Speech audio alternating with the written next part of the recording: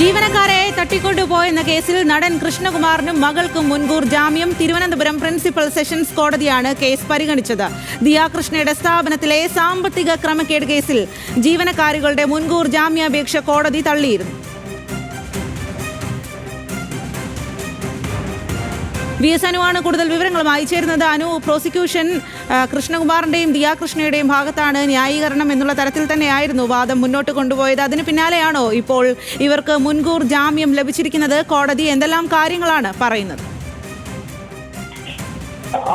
കൃഷ്ണകുമാറിന്റെ സ്ഥാപനത്തിലെ മകളുടെ സ്ഥാപനത്തിലെ സാമ്പത്തിക ക്രമക്കേട് കേസിൽ അല്പസമയം മുമ്പാണ് ഈ 3 ജീവനക്കാരികളുടെ മുൻകൂർ ജാമ്യാപേക്ഷ തള്ളിയത്. അതേസമയം ഈ ജീവനക്കാരികളെ തട്ടിക്കൊണ്ടുപോയി പണം തട്ടിയെടുത്തു എന്നുള്ള അവരുടെ പരാതിയിലെടുത്ത കേസിൽ കൃഷ്ണകുമാറിനും അതുകൂടാതെ തന്നെ മകൾ ദിയാകൃഷ്ണയ്ക്കും ഉൾപ്പെടെയുള്ള 6 പ്രതികൾക്കും ഇപ്പോൾ തിരുവനന്തപുരം പ്രിൻസിപ്പൽ സെഷൻസ് കോടതി മുൻകൂർ ജാമ്യം അനുവദിച്ചിരിക്കുന്നു. ഇതിൽ ഏറ്റവും പ്രധാനം ഈ തട്ടിക്കൊണ്ടുപോകലിന് യാതൊരുവിധ തെളിവുമില്ല, അതിൽ കഴമ്പില്ല എന്നുള്ള ഒരു നിലപാട് അല്ലെങ്കിൽ ഒരു റിപ്പോർട്ടാണ് അന്വേഷണ സംഘം കോടതിയിൽ സമർപ്പിച്ചത്. ഇക്കാര്യം പ്രോസിക്യൂഷൻ കോടതിയെ അറിയിക്കുകയും ചെയ്തു. അതേസമയം ജീവനക്കാരികൾ സ്ഥാപനത്തിൽ സാമ്പത്തിക ക്രമക്കേട് നടത്തിയതിനുള്ള പ്രാഥമിക തെളിവുകൾ പോലീസിന് ലഭിച്ചിട്ടുമുണ്ട്. അതുകൊണ്ടാണ് ഈ ജീവനക്കാരികളുടെ മുൻകൂർ ജാമ്യാപേക്ഷ തള്ളിയതും കൃഷ്ണകുമാറിനും ദിയാകൃഷ്ണയ്ക്കും ഉൾപ്പെടെയുള്ള മറ്റൊരു കേസിലെ ആ പ്രതികൾക്ക് മുൻകൂർ ജാമ്യം അനുവദിക്കുകയും ചെയ്തത്.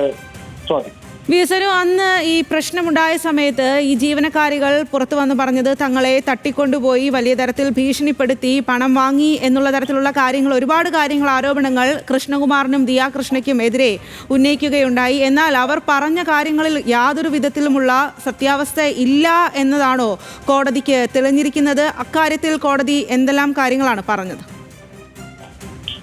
നിലവിൽ ഈ കേസിന്റെ മുൻകൂർ ജാമ്യാപേക്ഷ പരിഗണിക്കുക മാത്രമാണ് ചെയ്തിട്ടുള്ളത്. നിലവിലെ അന്വേഷണ റിപ്പോർട്ട് അന്വേഷണ സംഘം കോടതിയിൽ ഹാജരാക്കിയിട്ടുണ്ട്. ഇപ്പോൾ ഈ പരാതിയിൽ നിലവിൽ പ്രാഥമികമായ തെളിവ് ലഭിച്ചിട്ടില്ല എന്നുള്ളതാണ് അന്വേഷണ സംഘത്തിന്റെ നിലപാട്. അല്ലെങ്കിൽ ഈ യുവതികൾ ഉന്നയിച്ച ആരോപണങ്ങളൊന്നും കോടതി നിലവിൽ തള്ളിയിട്ടില്ല. കാരണം ആ തള്ളുക എന്ന് പറയുമ്പോൾ അത് കോടതിയുടെ മുന്നിലേക്ക് എത്തിയിട്ടില്ല. അത് അന്വേഷണം നടക്കുകയാണ്.